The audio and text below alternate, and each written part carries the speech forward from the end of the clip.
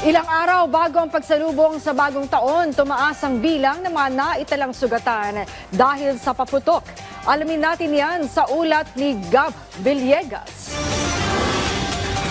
Matapos ang 8 taon, muling bumalik sa Pilipinas ang pamilya ni Dayan para ipagdiwang ang holiday season. Isang linggo bago ang 2025, namili na ang kanyang pamilya ng paputok sa Bukawi, Bulacan na gagamitin ng kanilang pamilya para sa pagsalubong ng bagong taon. Para sa kanya, tradisyon na ng kanilang pamilya na magsindi ng paputok tuwing sasapit ang bagong taon. Para po makaisa, di ba, sa Paskong Pinoy. Nung nandito pa po kami, kasi galing po kami ibang bansa. Simula po nung bata kami, nagbebenta rin din po si Tito. Ngayon po,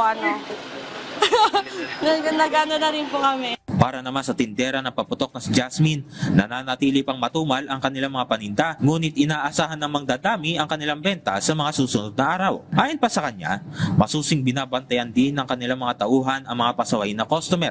Adisto po sana kami sa mga pumupunta kung may dala silang mga sigarilyo, ganun, dapat bantayan namin mabuti. Sa kanilang tindahan, naglalaro sa 150 hanggang 1,000 pesos ang presyo ng fountain depende sa laki. Habang ang kanilang aerial fireworks naglalaro naman sa 600 hanggang 1,300 pesos. Nasa 9,000 hanggang 40,000 piso naman ang presyo ng kanilang big shots.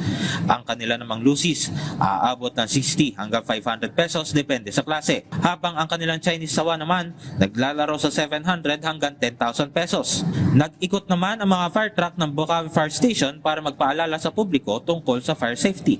Ayon sa Bukawi Fire Station, mayroong 75 tindahan ang nagtitinda ng paputok sa bayan at 9 sa mga ito ay mga manufacturer. Ilan sa mga ipinagbabawal na paputok ay ang Atomic Big Triangulo, Giant Whistle Bomb, Goodbye Philippines, Lolo Thunder, Piccolo, Plapla at iba pa. Ang Department of Health may paalala sa publiko ngayon nalalapit na ang bagong taon. I-report ang mga gumagamit at nagbebenta ng mga iligal na paputok tulad ng Boga, 5-Star at Piccolo. Huwag gumamit ng mga paputok. Huwag pulutin o sindihan ng mga paputok na nakakalat sa kalsada. Ilayo sa mga bata ang mga produktong may lason at pulbura gaya ng mga maliliit na paputok dahil maaari nila itong masubo. Gumamit ng mga alternatibong pampaingay tulad ng torotot, kaldero o magkaraoke kasama ang pamilya at mga kaibigan. Bantayan ang mga anak at ibang kabataan na iwasan ang paggamit ng paputok. Manood ng community fireworks display mula sa inyong LGU, maging handa at siguruhin may first aid kit kung sakaling masugatan dahil sa paputok at tumawag agad sa 911 o 1555 kung may emergency. Sa pinakahuling tala ng ahensya ngayong araw,